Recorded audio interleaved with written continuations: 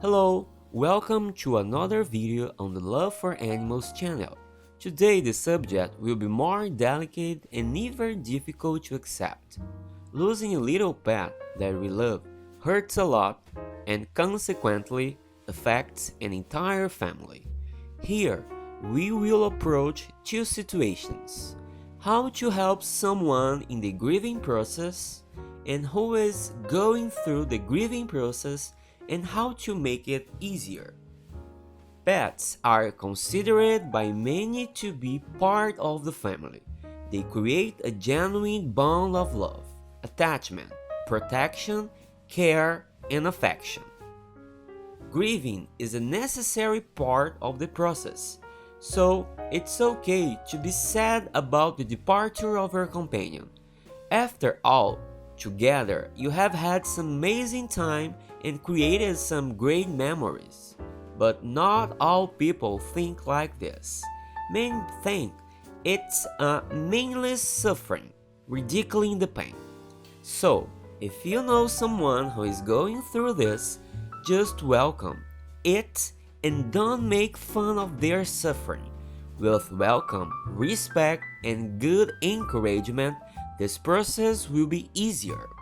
And of course, remember that it's not necessary to suggest or you gently adopt another pet. Just as people are not replaceable, neither are animals. But if the person is suffering this mourning for a long time, the most advisable is psychological help to be able to deal with this anguish. Part 1 is for you to keep in mind that we all experience the pain of loss in different ways. Grief is an intense and often gradual process. Everyone processes grief differently, and there is no normal time frame for grief and to end. So, you may not feel better until several weeks, months, or even a year later. Be patient and allow yourself to experience the pain of the loss of your pet, because this is an important way to process the death. You might just try to ignore the pain, but this is likely to only make it worse. Instead of repressing your emotions and feelings, allow yourself to go through the stages of grief and recovery over time. You may experience many of the stages of grief or only some of them, but whatever type of grieving process, it's important to let it occur naturally and not hide your emotions or try to suppress the feelings of sadness and loneliness. Now, let's work on another sensitive side. Avoid feeling guilt over the death of your pet. One of the early stages of grief involves feeling guilty and responsible for someone's death. Try to stop asking yourself, what if I had done this? Or if I only had done this? These thoughts only make you feel worse and make the process of overcoming even more difficult. Take the time to remind yourself that you are not to blame for what happened and that your pet's demise was out of your control. If you believe in a higher power, talk to it and pray for your pet to process the feelings of you. It's time to face the feelings of denial.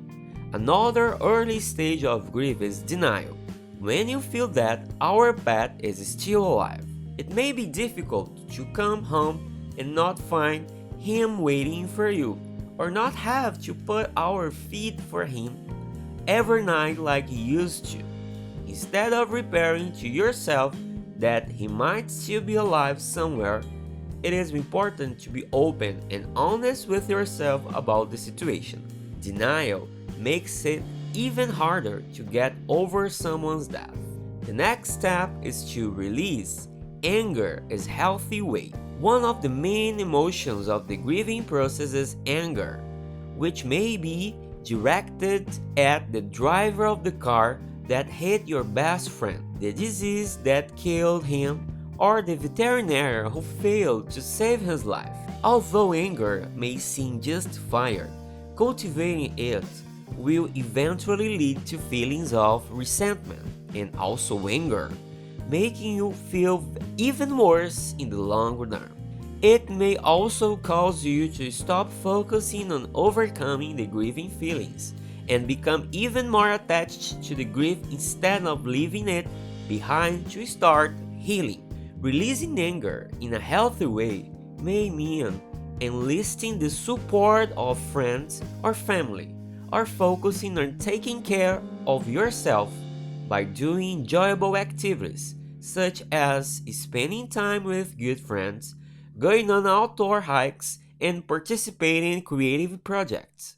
Consider activities that can help you put anger out in productive and healthy ways rather than destructive and hurtful attitudes. Allow yourself to suffer, but combat depression. Feelings of depression are a natural symptom of grief and can make someone feel unable to cope with their own emotions. While allowing yourself to grieve over the loss of a pet is important and healthy, depression may make you feel tired, alone, and isolated. Combat the feelings of depression with the support of family and friends by occupying time with pleasurable activities and by creating a memorial for your pet. Focus on trying to process these feelings of sadness so that they don't develop inner depression. Now it's the time to do something for this little animal that did so much good for you. Organize a funeral or memorial service. This can be a healthy way to deal with grief and process emotions. You could hold a small ceremony to honor your pet's life or organize something more elaborate. Although some people consider pet funerals to be inappropriate, you should do what you feel is right and take the necessary steps to vent your grief. Create physical memories for him, something that makes you remember him in a special way. Plant a tree, make a tribute necklace or bracelet, create a photo album. Use your creativity to represent your pet well. Your pet probably had some products, toys, pet food, and objects that will no longer be used. Make a donation to a charity or to someone who already has a pet at home. I guarantee it will make a big difference in the life of the pet you will. We at Love for Animals are very sorry for your loss. Thank you for watching our video. Leave a comment below telling us your story and your pets. For more videos like this one, click on like and don't forget to subscribe to our channel. A kiss and see you next time.